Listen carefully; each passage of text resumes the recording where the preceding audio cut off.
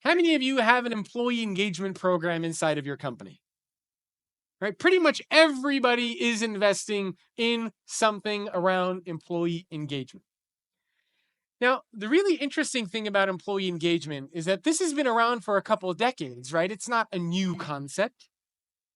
But for some reason, even though we've never invested more time and money and resources into employee engagement, the scores around the world have never been lower. How does that make any sense?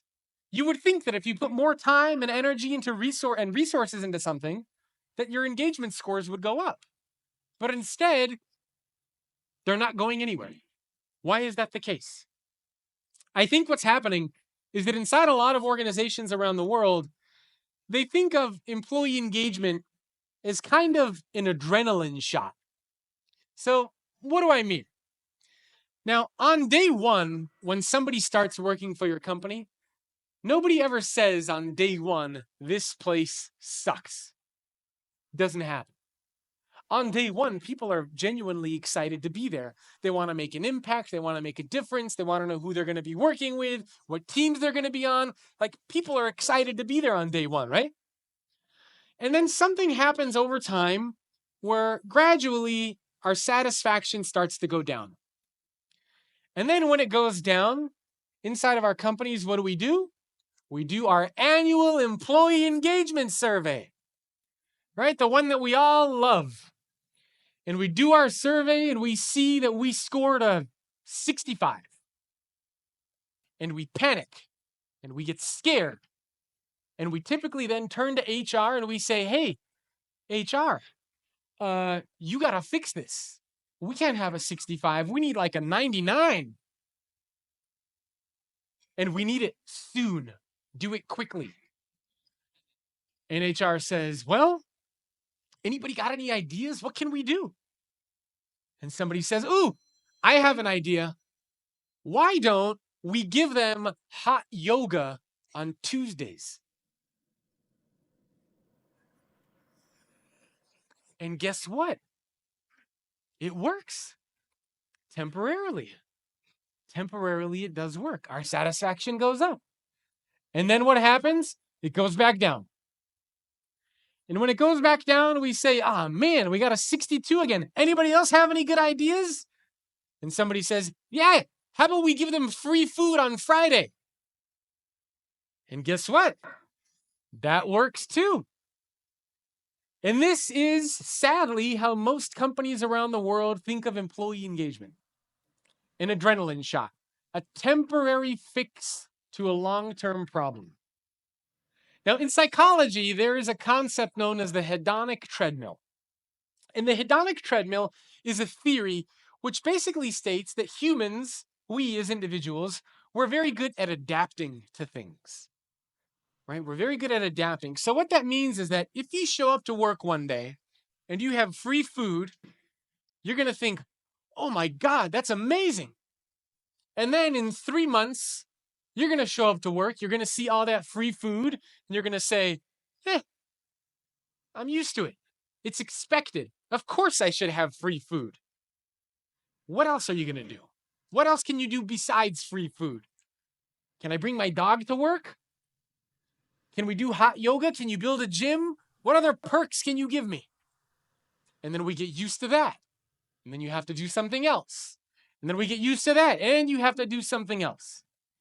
And so basically what we've done is we've taught our employees around the world to stay with us because of things that they get. Now pretend for a minute you're in a relationship with somebody. Husband, wife, spouse, significant other. And you're in a relationship with that person just because they give you nice things. What happens when one day you can't give them that nice thing anymore? Do you want to hear something really crazy? 96% of the people who watch videos on this channel are not subscribed. Help me change that number around by subscribing so that you can get access to more videos just like this one. And now let's get back to the content. They're going to leave and they're going to go find somebody else. And this is the exact problem that we see in organizations around the world. We can't keep up with the perks and the benefits and the things that all these employees that we're trying to give them to get them to stay with us. We can't keep up. They keep getting used to it. And what we've done inadvertently is we've built organizations where employees stay with us just because of things that they get, not because of value that they provide, not because of value that they get. And this, unfortunately, is how most companies around the world think of employee engagement programs. Now, the really interesting thing about this is whenever I talk to an organization and I say, why are you investing in any of this stuff to begin with?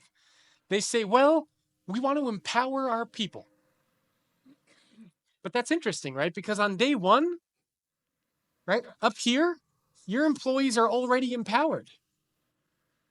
Employees show up on day one at your company already empowered. You disempower them and bring them down here through rules and bureaucracy and policies and a hierarchy and these outdated workplace practices. You strip them of any kind of empowerment that they showed up with. And then all of a sudden you say you want to empower them again? It doesn't make any sense. How about instead of empowering employees, we don't disempower them to begin with? It's a very different way for us to think about it. So these are the two ways that organizations around the world have been investing and thinking about how to attract and retain people. They tell very compelling stories, and they invest in these employee engagement programs, which unfortunately have largely been failing companies all over the world. So if that's not the right answer, then what is? What is it that the world's best companies have figured out? How is it that some companies consistently stay ahead of the competition?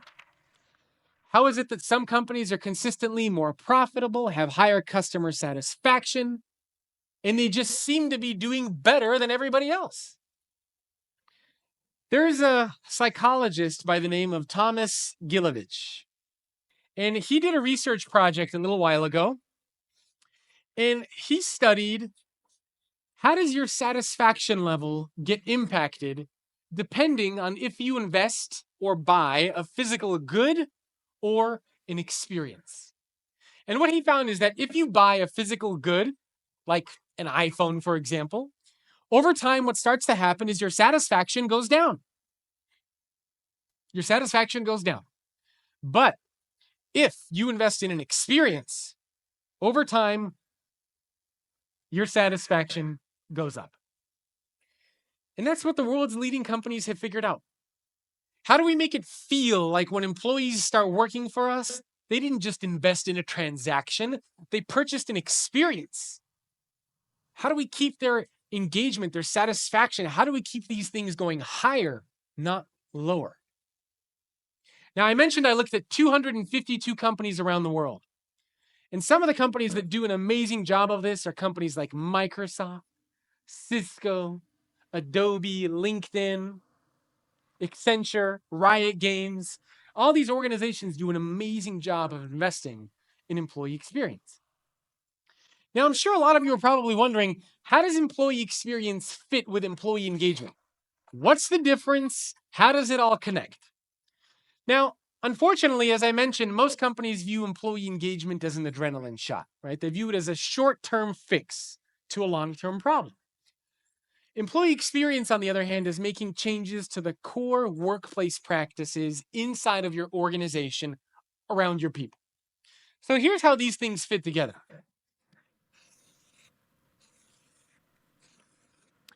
Engagement is this thing in the middle. This is what we've been very, very obsessed with. We've been very stuck trying to figure out, how do we get engaged employees? What does engagement mean? How do we measure engagement? But unfortunately, engagement isn't the cause of something. Engagement is the result of something. So what causes an engaged employee? It's their experience. When you invest in the experiences of your people, that's what gives you an engaged employee. When you have an engaged employee, that's when you get the ROI. So you see, for a long time, we've been very focused just on this piece. We've been very obsessed and focused with trying to measure the outcome of something without trying to understand what the cause of it is. And now, finally, organizations around the world are starting to say, you know what? Maybe there's something deeper that's going on. Maybe we need to understand what causes an engaged workforce. And this is why we're seeing so much emphasis today on employee experience, which I think is actually a very good thing that we're starting to see. So, what is the ROI of this? What does the research look like? What does all this mean? Now, I mentioned I looked at 252 companies around the world. And from the 252 companies that I looked at, I found that a very small percentage of them were doing a good job of investing in employee experience. In fact, only 6% of all of the 252 companies do an amazing job of investing in employee experience. 6%. That's tiny. These are all the Fortune 100, all the Fortune 100 best places to work, the top companies to work on Glassdoor. I looked at all of these organizations. And out of all of them, a very small percentage of them do an amazing job of investing in employee experience. Almost half of the companies, I was wondering, how are you even still in business? How does anybody even want to work for you? They're doing a terrible job. Thankfully, we have around 23% of organizations that are doing a good job, but not great. So from these 6% of organizations, these top 15 companies, what's the ROI of doing this? What's the dollars and cents impact of investing in employee experience?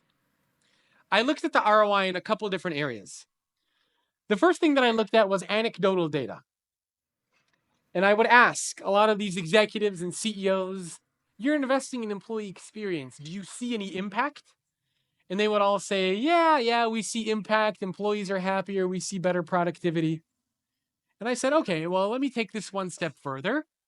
Let me look at how often do these experiential companies, how often do they appear in other best of lists? Customer Satisfaction Hall of Fame, best places to work, smartest companies, most valuable companies, all of these other lists that we've all heard of, that we're all familiar with. And depending on the list that I looked at, these companies are in those lists 2 times as often, 5 times as often, up to 40 times as often. The next thing that I looked at was actually ROI. So companies that invest in employee experience, do they actually see any kind of a greater return in terms of dollars and cents? And we see higher productivity, right? These companies are smaller, but they're more profitable, higher revenue, right? That's what productivity means. You're doing more with less. So clearly, there is some kind of ROI when you invest in employee experience. The next thing that I looked at was stock price performance. And I took all these experiential companies and I compared them against the NASDAQ, the S&P 500, Fortune 100, Fortune 100 best places to work. And consistently, I found that employees who invest in employee experience, organizations who do that, they crush the competition. They just crush them on every metric that I could find. So what does employee experience actually mean? How do we start to put our minds around this concept? The good news is that for every organization, for every employee that works for you, there's only 3 environments that shape every employee experience for every employee around the world. In fact, if there's one thing that you remember from anything that I say, I hope it's this. All of the experiences for your people are shaped by 3 environments that you can control: culture, technology, and physical space. How employees feel, the tools and resources they have access to, and the spaces in which they work. What about the actual work itself? Where does that fit? A lot of the times people say, oh, we need to give our employees challenging work. No, you don't.